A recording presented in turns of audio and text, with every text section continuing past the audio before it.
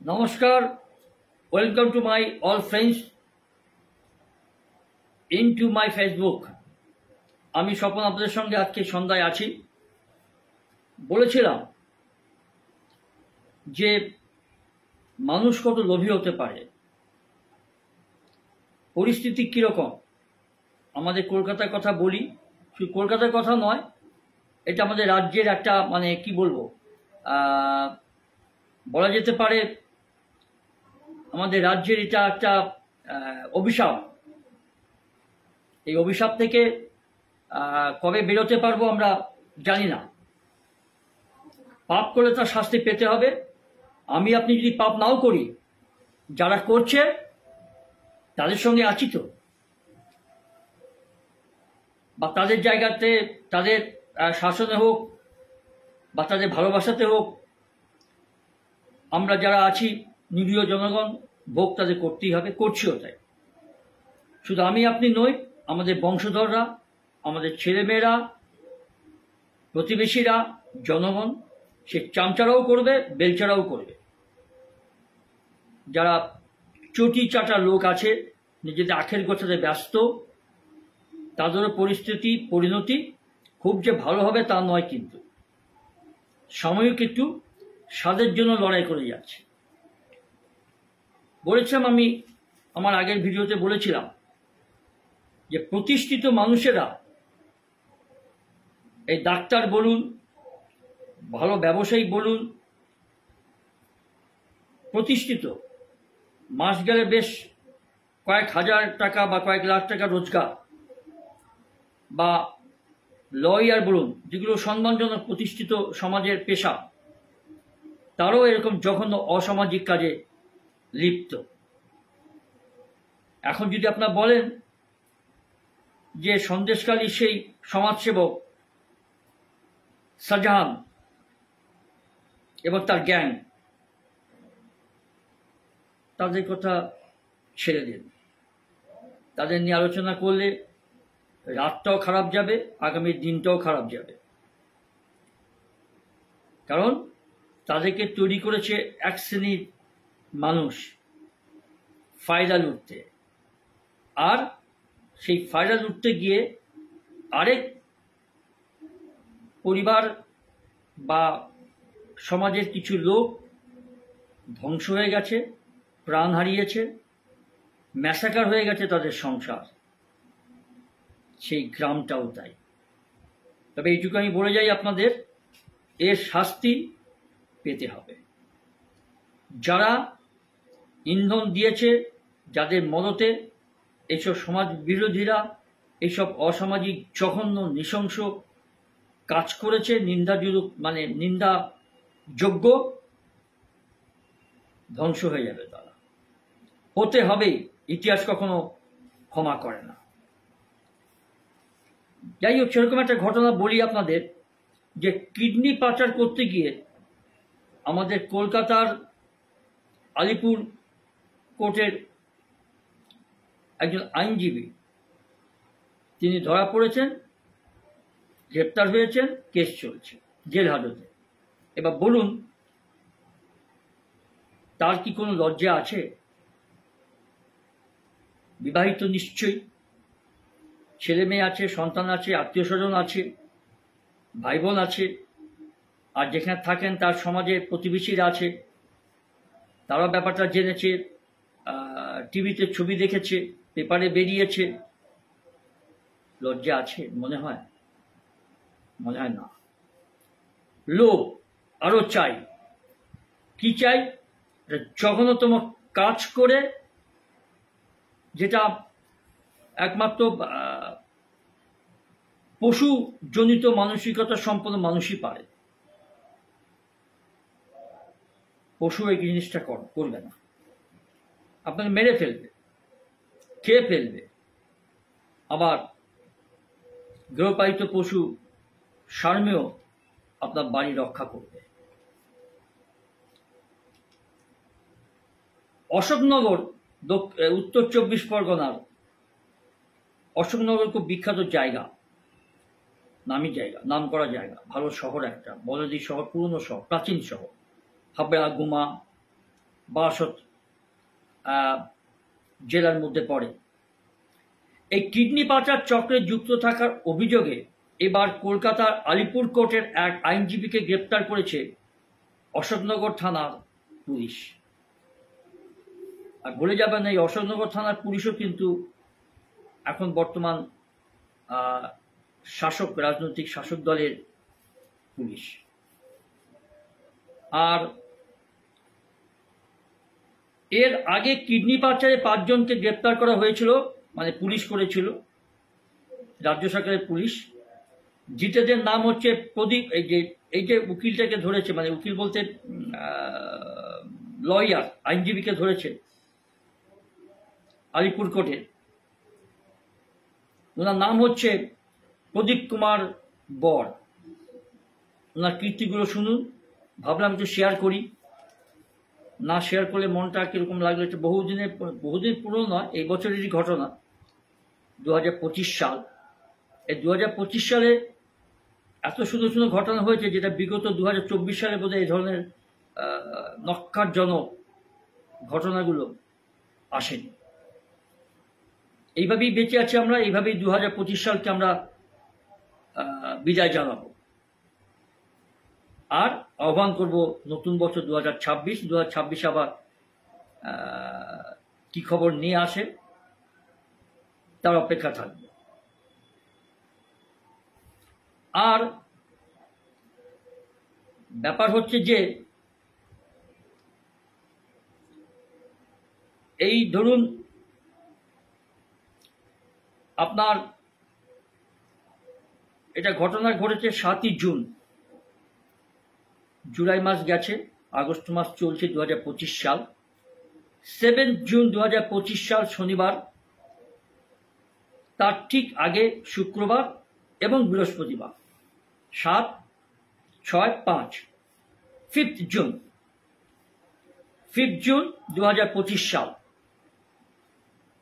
এই বৃহস্পতিবার, এই 5 জুন বিকেল থেকে ভোর পর্যন্ত টানা 12 ঘন্টা জেরা করা হয়েছিল এই আলিপুর কোর্টের ইনি একজন আইনজীবী। কি ভরসা করবে মানুষ মক্কেল, এই ধরনের যদি কালপ্রিটরা এইরকম পেশায় থাকে। এই প্রদীপ কুমার বরকে জেরা করা হয়েছিল 12 ঘন্টা, এবং জেরা করার পর কিছু অসঙ্গতি উঠে আসে। মিথ্যা আপনি কত বলবেন, সত্যি বললে তবু একটা জায়গায় আপনি ঠিক দাঁড়িয়ে যাবেন। সে পানিশমেন্ট হোক বা না হোক সেটা পরের কথা। সত্যি বললে আপনাকে চিন্তা ভাবনা করে বলতে হবে না, যেটা সত্য সেটা সত্য বলে যাচ্ছেন। কিন্তু মিথ্যা কথা বলতে হলে আপনাকে একটার পর ফাঁদ পাততে যেতে হবে। কতক্ষণ যাবেন? এই মিথ্যার বেসাতি জাল বুনতে আপনি একটা জায়গায় গিয়ে তো আপনাকে আটকে যেতে হবে, জালে ফেসে যেতে হবে, মিথ্যার জালে। আর তার মোবাইল থেকেও কিডনি পাচারের বেশ কিছু তথ্য পায় পুলিশ। কিডনি পাচারকারীর মধ্যে একজন অন্যতম আসামি হচ্ছে এই প্রদীপ কুমার বর, আলিপুর কোর্টের একজন প্রতিষ্ঠিত আইনজীবী। তাকে জেরা করে যখন দেখা গেল, তো স্বাভাবিক কথাই, যে দোষী কতক্ষণ লুকোবে, মিথ্যা কথা বলবে, জেরার সময় ভেঙে পড়ে, উল্টোপাল্টা কথা বলতে শুরু করে, অসঙ্গতি দেখা গেল কথাবার্তার মধ্যে, তাকে তখন পুলিশ গ্রেপ্তার করে। জানা গিয়েছে যে কিডনি দাতাদের এফিডেভিট করিয়ে দিতেন এই প্রদীপ কুমার বর। তদন্তকারীদের দাবি যে সরকার নিয়ম মেনে কিডনি দানের ক্ষেত্রে আদালত থেকে এফিডেভিট করানো অত্যন্ত জরুরি। নিয়ম কিন্তু খুব কড়া। কিডনি দান করতে গেলে তার অনেক নিয়মকানুন আছে, স্বাস্থ্য দপ্তর অনুমতি লাগে, যে কিডনি দিচ্ছে তার সই লাগে, তার পরিবারের অভিভাবকদের বা তার পরিবারের লোকজনের সিগনেচার লাগে, তারপরে কোর্টে গিয়ে এফিডেভিট করতে হয়। এতগুলো প্রসেস পেরিয়ে যেতে হয়। কিন্তু যেখানে দুর্নীতি, ধান্দাবাজ, ক্ষমতাশীল, প্রভাবশালী, মানে সমাজ বিরোধী, এরা বদ চরিত্রের মানুষেরা যেখানে আছে, সেখানে এসব নিয়মকানুন ঠুনকো, কিছু মনেই হয় না। আর এইসব মানে এই ক্ষেত্রে স্থানীয় আদালত থেকে সেটা করতে হয়। যেখান থেকে আপনি কিডনি দান করবেন, যেখানকার বাসিন্দা আমি, ঠিক সেই জুরিডিকশনে সেখান থেকে আপনি এফিডভিট করতে হবে। সেখানে অনেকে সাক্ষী শৈশবুদ লাগে। সৎ পথে বৈধভাবে যেতে গেলে অনেক কাঠখড় পোড়াতে হয়, কারণ জানাতে হয় আমার কোনো পরিবারে কিডনির প্রয়োজন, আমি একটা কিডনি দান করতে পারি, সেটা বৈধ। কিন্তু আমি আপনার কিডনি কেটে বিক্রি করে আপনার মানে অনিচ্ছায় আপনাকে ফাঁদে ফেলে, ঋণের জালে আপনাকে ফাঁসিয়ে টাকা শোধ করতে পারছেন না, কিডনি দিয়ে দেওয়ারটা। দেখুন মানুষ কিরকম। আমি এটা আমার পশ্চিমবঙ্গের কলকাতার কথা বলছি। সেইটা কিন্তু অবৈধ পাপ।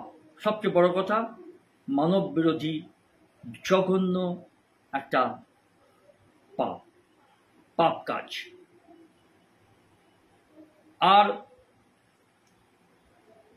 তারপরে যখন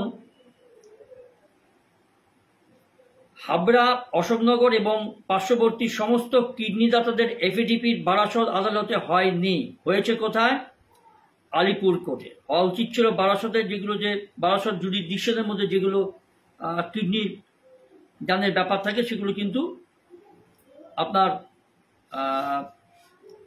বারাসত কোর্টে হওয়ার কথা, কিন্তু সেখানে হয়নি। কতটা দুর্নীতি, এদের হাত কতদূর পর্যন্ত বিস্তৃত, যেখানে সরকারি আধিকারিকরাও দায়ী, কারণ তাদেরও ৮০-৯০ হাজার টাকা বেতন হলে কি হবে, আরো পয়সা চাই। তাহলে সমাজ কোথায় যাচ্ছে আর আমরা কিভাবে বেঁচে আছি? শাস্তি হয় যদি প্রশাসন ঠিক থাকে না, এগুলো ১ সেকেন্ডে বন্ধ হয়ে যাবে। কিন্তু হবার জোগাড় নেই, করবে না, করতে পারবে না, কারণ আছে, বাধ্যবাধকতা আছে। জিততে গেলে এইসব লোকের ভোট দরকার, জিততে গেলে ভোট লুটের ব্যাপার আছে, এদেরকে দরকার। এগুলো তো আপনার আমার মতো ভদ্রলোক শিক্ষিত মানুষ এসব করতে যাবে না। যাদের দরকার, স্বার্থ আছে, তারা যাবে। এই জন্য এদেরকে বাঁচিয়ে রাখতে হবে, এদেরকে বাঁচাতে হবে। আর এই আলিপুর কোর্টের যখন ঘটনাটা ঘটল, যে ওই বৃহস্পতিবার ৫ই জুন, তারপরে হলো আপনার ৫ই জুনের পর হলো ৬ই জুন শুক্রবার, এই আশিস কুমার বরকে পুলিশ গ্রেপ্তার করলো। কারণ যখন তদন্ত করে দেখা গেল যে আলিপুর কোর্টে অবৈধভাবে যতগুলো অ্যাফিডেভিট হয়েছে কিডনি পাচারের, তার মূলে হচ্ছে এই আশিস কুমার বর, যেগুলো স্বাস্থ্য দপ্তর থেকে অবজেকশন সার্টিফিকেট আনতে হয়, যেটা রিজেক্ট হয়ে গেছে, ক্যান্সেল হয়ে গেছে, সেটাকে পর্যন্ত কনসেন্ট করিয়ে এনেছে, সম্মতিপত্র দান করিয়ে নিয়ে এসছে এই গুণধর আইনজীবী, আলিপুর কোর্টের আইনজীবী প্রদীপ কুমার বর। এরা সমাজের লজ্জা, এরা সমাজের ঘৃণ্য কীট। এগুলো যদি আপনার ইয়েমেন বা আরবিয়ান কান্ট্রিতে হতো, ফাইন স্কোয়াডে দাঁড় করিয়ে গুলি করে দিত। সেখানে মাসের পর মাস, বছর পর বছর কোনো বিচার হয় না, খুব কম সময়ের মধ্যে বিচার হয়ে যায়। দোষী সাব্যস্ত হলে এরকম একটা নিষ্ঠুর প্রাণদণ্ডের বিধান আছে। ফায়ারিং স্কোয়াডে দাঁড়িয়ে গুলি করে মেরে দেওয়া। আগে ছিল গলা কাটতো, হাত পা কেটে দিত, এখন ফায়ারিং স্কোয়াডে দাঁড় করিয়ে দেয়। যার জন্য ওখানে এই ধরনের অপরাধগুলো বা অন্য কোনো খারাপ যেগুলো আমাদের দেশে আচ্ছার ঘটে করতে ৩বার চিন্তা করতে হয়। এটা আপনি জেনে রাখবেন। আর এখানে আসল অপরাধী ধরা পড়লেও ফাঁক ফোকর বলে বেকাসুর খালাস হয়ে যায়। এসব উজ্জ্বল অনেক দৃষ্টান্ত আছে এগুলি। আর সেটা তো দেখতেই পাচ্ছেন, আমাদের 9 আগস্ট, এই মাসের 9 আগস্ট আসছে, গত বছর 2024 সালে আরজি করে সেই মহিলা ডাক্তার ধর্ষিতা হয়ে খুন হয়ে গেলেন। এখনো প্রকৃত অপরাধী নাকি ধরা পড়েনি। তার বাবা মা অরাজনৈতিক একটা মানে মিটিং বা মিছিলের ডাক দিয়েছে, সব দলের কাছে উনি যাচ্ছেন। গেলে কি হবে, বিরোধী পক্ষরাও তাই অচ্ছুত, ও গেলে আমি থাকবো না, এ গেলে আমি থাকবো না। অত অপরাধে পোয়া পড়ো, যত নিজেদের মধ্যে মারামারি করে ক্লাইভ লয়েডের মতো ডিভাইন অ্যান্ড রুল চালু হবে, ততই তো ভালো। কোনদিন বিরোধীরা জিততে পারবে না, নিজেদের মধ্যে খেয়াখেয়ি করেই মরবে, আর ওই টিভিতে এসে বড় বড় বাতলা দেবে।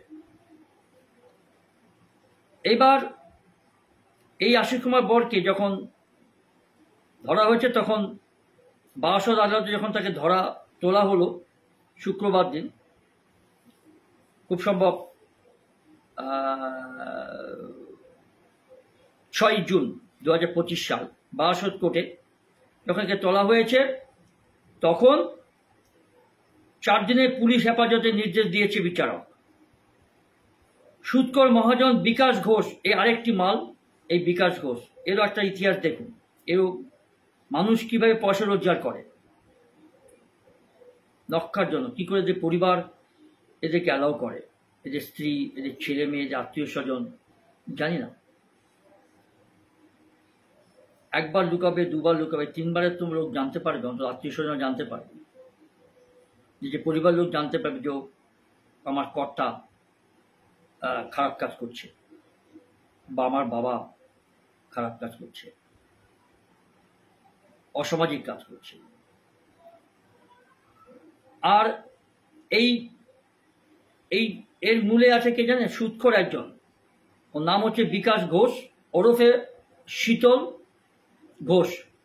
এই শীতল ঘোষের কাজ হচ্ছে যে চড়া সুদে ইনি টাকা ধার দেন এবং তা ফেরানোর জন্য স্ত্রীর বা কোনো আত্মীয় স্বজনের ঋণ গ্রহীতার কিডনি দিতে বাধ্য করে, যে তুমি যখন আমার টাকা দিতে শোধ করতে পারছো না, একটা কিডনি দিয়ে দাও, সাতক্ষণ নাও, তার মধ্যে তোমাকে কিছু দিয়ে দেওয়া যাবে। আর এই যে বিকাশ ঘোষের পাল্লায় পড়ে বা শীতল ঘোষের পাল্লায় পড়ে, বিকাশ ঘোষ ওরফে শীতল ঘোষ সুদখোর ব্যবসায়ী, সুদের চড়া সুদে উনি এই ব্যবসা করেন। মাথার উপর তো নিশ্চয়ই প্রভাবশালী হাত আছে, নাহলে এত বড় সাহস পায় কি?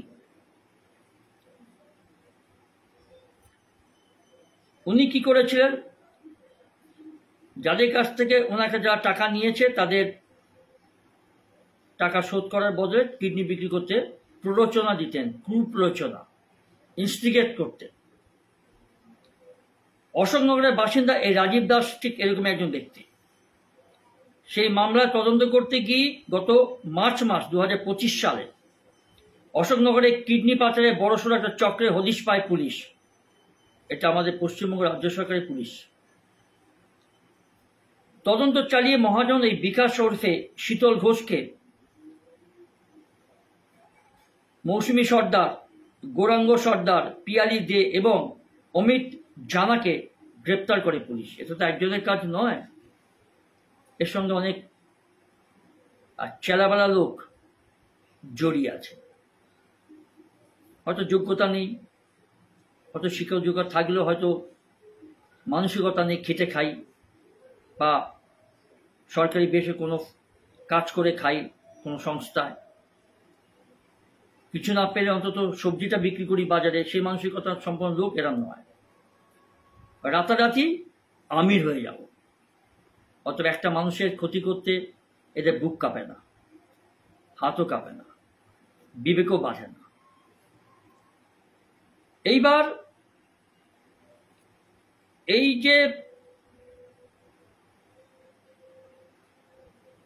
কিডনি দাতারা যখন ঋণের ফাঁদে পড়ে যায়, তখন কি করেন জানেন? তখন এই প্রদীপ কুমার বর আইনজীবী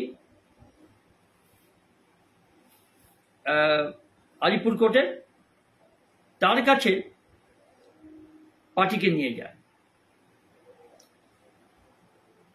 এইবার এই যে নামগুলো আপনাকে বললাম,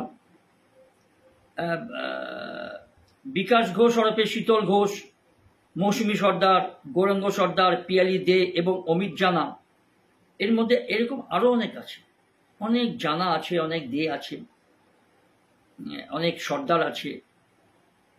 এরা তো নিমিত্ত মাত্র। শৈলচূড়া অনেকটা দূর, আরো পাওয়া যাবে। এরা কি করে, এই যেগুলো নাম বলে সবাই কিন্তু পুলিশ ধরেছে, আমাদের রাজ্য সরকার, পশ্চিমবঙ্গ সরকার পুলিশে ধরেছে এবং ধরে মোটামুটি জেল হাজতে ঢুকিয়ে দিয়েছে, কোর্টে হাজির করেছে, কেসও মামলাও শুরু হয়ে গেছে। আর এদের থেকে জেরা করে এই আমাদের বাহাদুর গুণধর আইনজীবী প্রদীপ কুমার বরকে পাওয়া গেছে, মানে তার কথা জানতে পারা গেছে। আর এই প্রদীপ কুমার বরের বাড়ি হচ্ছে কলকাতার বাঁশদ্রোণী এলাকা, দক্ষিণ কলকাতার বাঁশদ্রোণী এলাকা, নাকতলা বাঁশদ্রোণী, বিখ্যাত জায়গা। এইবার এই প্রদীপ কুমার বরের পাশাপাশি তদন্তকারীদের আতস কাছে নিচে আছে দক্ষিণ কলকাতার একটি নার্সিং, মানে নামী নার্সিং হোম। এবার আস্তে আস্তে বলি যে কারা কারা এর সঙ্গে জুড়ে, মানে যোগাযোগ আছে, বা এই ব্যবসায় কারা কারা আরো রোজগার করতে চাই। রোজগার তো আছেই, ভালো, আরো রোজগার করতে হবে। মানুষের জান খতম করে, মানুষকে পথে বসিয়ে, তার পরিবারকে পথে বসিয়ে আমাদের আখেরটা গোছাতে হবে, আমার বউকে, আমার ছেলে মেয়েকে সুখে শান্তিতে রাখতে হবে। সহ্য হবে তো এই অবৈধ পয়সা রোজগারের, এই নক্কার জন্য অসামাজিক কাজ, পাপ কাজ? সহ্য হবে তো এই রোজগারের পয়সা? থাকবে তো জীবনটা, বা নিজের পরিবারের জীবনটা, বা নিজের পরিবারের সদস্যরা ভোগ করতে পারবে তো? এটাও একটা ইন্টারোগেটিভ মার্কস। এইবার ব্যাপারটা যে হলো সেটা হচ্ছে যে ওই নার্সিংহোম, দক্ষিণ কলকাতার যে নার্সিংহোমটার খবর জানা গেছে, তার একটা নামী সেখানে কাজ করে, নেফ্রোলজিস্ট সেন্টার। সেই নেফ্রোলজি সেন্টার অনেক নামকরা ডাক্তার এই কাণ্ডে যুক্ত।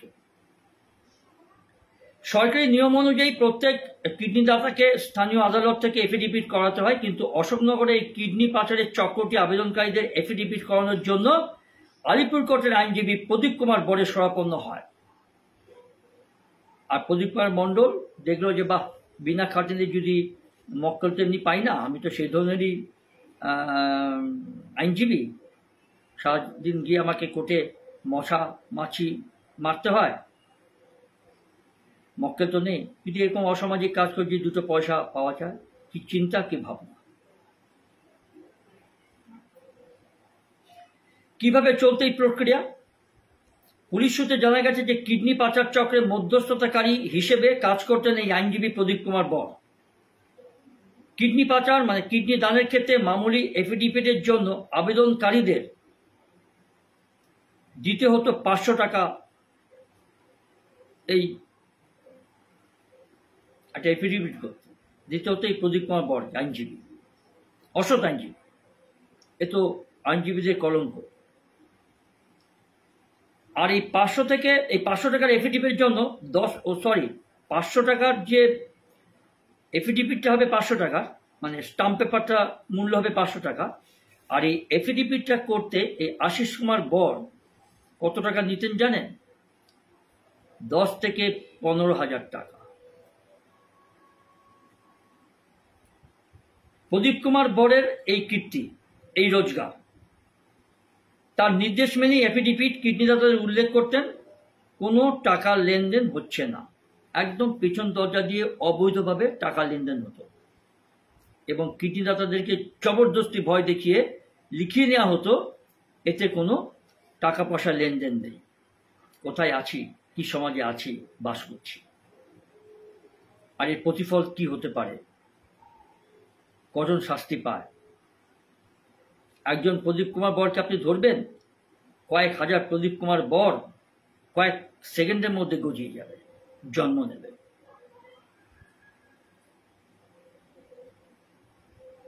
তারপরে দেখুন ঘটনাগুলো কিভাবে হয়।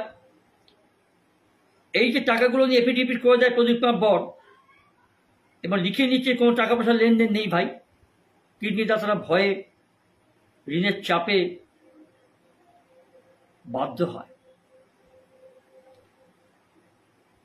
আর এই যে কিডনি দাতা লিখতে বাধ্য হচ্ছে ভয়ে, গান পয়েন্টে দাঁড় করিয়ে যে এতে কোনো ব্রোকার বা কোনো দালালি নেই, আমি স্বেচ্ছায় আইন মতো আমি আমার কিডনি দান করছি, সম্পূর্ণ মিথ্যা। এছাড়া নট রেকমেন্ডেড কেসগুলো, যেগুলো আমি একটু আগে বলেছিলাম আপনার, যে এইসব কেস স্বাস্থ্য দপ্তর অনেক সময় যদি দেখা যায় এটা অবৈধ, সঠিক জিনিস নয়, সঠিক ব্যাপার নয় এই কিডনি দান, ওরা কি করে নন রেকমেন্ড বলে বাতিল করে দেয়, রিজেক্ট করে দেয়।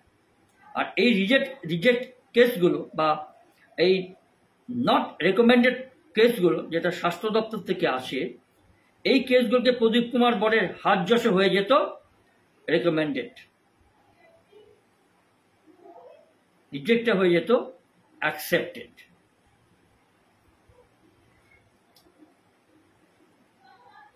কোনো আবেদন যদি জেলা এবং রাজ্য স্বাস্থ্য দপ্তর থেকে বাতিল হয়ে যেত, তখন কি করতো এই প্রদীপ কুমার বর আইনজীবী? খুব গুণধর লোক, কিন্তু এসব লোক কোনো সমাজসেবার মধ্যে থাকবে না, কোনো গরিব লোককে এক পয়সা দান করবে না। সে গরিব লোকের কাছ থেকেও তাকে মেরে পথে বসিয়ে তার টাকাটা নিয়ে নেবে, সে যে যত পরিমাণে টাকা। এই ধরনের পিচাসেরা।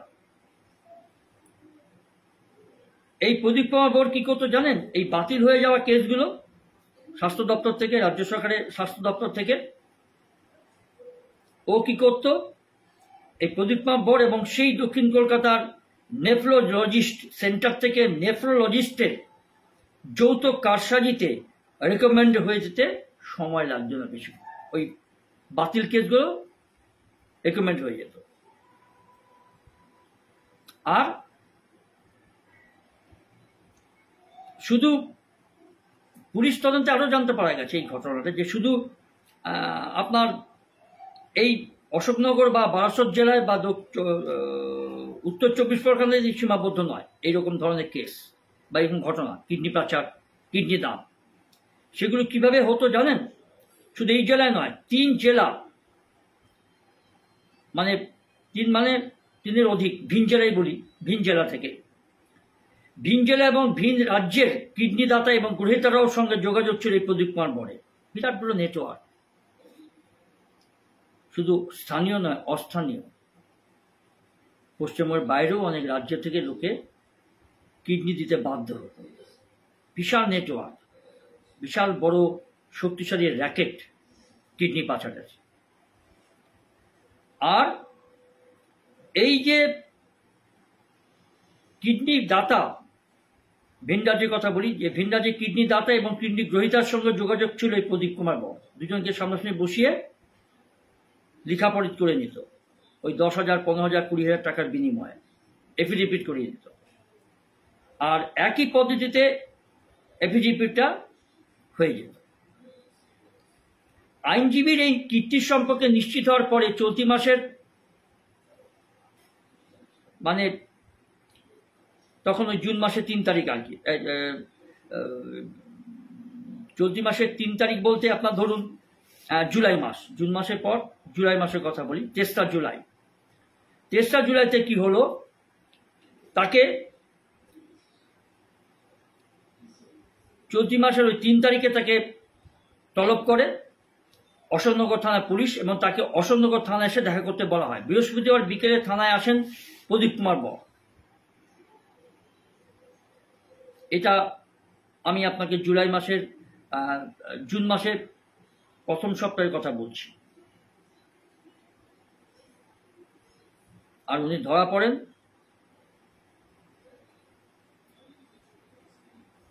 খুব সম্ভব জুন মাসের ঘটনা, তো জুন মাসে ওনাকে ধরা হয়। প্রথম সপ্তাহের ঘটনা যখন ধরা পড়েছে, ওই জুন মাসে, সরি জুলাই মাস হবে না, জুন মাসের 3 তারিখে ওকে জিজ্ঞাসাবাদ করা হয়, থানায় ডেকে পাঠানো হয়, তারপর তাকে গ্রেপ্তার করা হয়। আর এই কীর্তিকলাপটা যখন জেরা করে জানা গেল এই আইনজীবীর, তখন তাকে পুলিশ গ্রেপ্তার করে অশোকনগর থানা। আর এই অশোকনগর থানায় এসে দেখা করতে যখন তিনি এলেন, তখনই গ্রেপ্তার করা হয় জেরা করার পর। এরপরে থানার আইসি চিন্তামণি নস্কর, তখনকার তৎকালীন আইসি, এখনো বোধহয় আছেন উনি, অশোকনগর থানার আইসি চিন্তামণি নস্কর এবং তার তদন্তকারী টিম জেরা শুরু করে এই প্রদীপ কুমার বরকে। জেরায় বেশ কিছু অসঙ্গতি ধরা পড়ে, তারপরে প্রদীপের বয়ানে এবং প্রদীপ কুমার বরকে গ্রেপ্তার করা হয়। তার এই মোবাইল ঘেঁটে কিডনি পাচার কেসে বেশ কিছু তথ্য পান তদন্তকারীরা। এগুলো আর ভাবতে পারিনি এইভাবে ধরা পড়ে যাবে। আর যখন ডাক পায় তখন তাড়াতাড়ি করে মোবাইলের এতগুলো প্রমাণ ডিলিট করতে পারেনি, মুছতে সময় পায়নি, সময় হয়ে ওঠেনি। বলে না, পাপের ধন প্রায়শ্চিত্তে যাবে, পাপ বাপকেও ছাড়ে না। আর টানা 12 ঘন্টা যখন জেরা করা হলো, তখন ওই আপনার ধরুন 6 জুন শুক্রবার 2025 তাকে গ্রেপ্তার করে। মোবাইলে যখন তার সব পাওয়া গেল, বিভিন্ন রকম ফোন, কিডনি দাতাদের, কিডনি গ্রহীতাদের, এই রাজ্য সে রাজ্য ভিন রাজ্য, প্রমাণটা পাওয়া গেল। তারপরে অশোকনগর থানা তাকে গ্রেপ্তার করল। লজ্জা থাকা উচিত। মাথা ঢেকে পুলিশের গাড়ি থেকে নেমে আদালতে হাজিরা দিচ্ছে। কেন পুলিশ যারা গ্রেপ্তার করে তাদের কেন মাথা মুখটা ঢেকে নিয়ে যায় জানি না, কারণটা কি। মুখটা দেখালে ভালো হতো আর কি, লোকে মুখটা চিনতে পারত। এইবার অশোকনগরের তৃণমূল নেতা গুপি মজুমদার বলেন যে প্রদীপ কুমার দত্তের মধ্যে আইনজীবী এই জঘন্য অপরাধের জন্য কঠোর থেকে কঠোরতম সাজা হওয়া দরকার। তৃণমূলের নেতা বলছেন, অশোকনগরের স্থানীয় নেতা। আর তিনি আশা করেন এই নেতা যে পুলিশ এই চক্রের মাথাকে ধরতে পারবে। বারাসত পুলিশ জেলার পুলিশ সুপার প্রতীক্ষা ঝাড়খড়িয়া, উত্তর 24 পরগনা, বারাসত জেলার পুলিশ সুপার যে প্রতীক্ষা ঝাড়খড়িয়া ওনার নাম, উনি বললেন কি যে কিডনি দাতাদের সকলের অশোকনগর পার্শ্ববর্তী এলাকার নিয়ম অনুযায়ী এফিডেভিট বারাসত আদালত থেকেই করতে হয়। পুলিশের নজর এড়াতে ওইসব এফিডেভিটগুলো হয়েছিল আলিপুর কোর্টে এই প্রদীপ কুমার বরের আশীর্বাদে। প্রদীপের ফোনে আর্থিক লেনদেন সংক্রান্ত তথ্য পাওয়া গিয়েছে, ধরা পড়েছে ওই মোবাইল থেকে। এবং ওই ধৃতের প্রদীপ কুমার বরের ফোনটা ফরেন্সিক ল্যাবরেটরিতে গেছে। আর তার সঙ্গে যতগুলো নাম বললাম, তার সঙ্গে একজন দক্ষিণ কলকাতার নেফ্রোলজিস্ট ধরা পড়েছে, তার সঙ্গে কিছু ডাক্তারও জড়িত আছে, তারাও ধরা পড়েছে। এরপর কি শাস্তি হবে? এরা তো বেহা নির্লজ্জ। একমাত্র এদের ফাঁসি হয়ে মেরে দেওয়াটা ভালো, এটা আমার ব্যক্তিগত মত। আজ এইটুকু। ভালো থাকবেন, সুস্থ থাকবেন, এই কামনা করে শুভরাত্রি।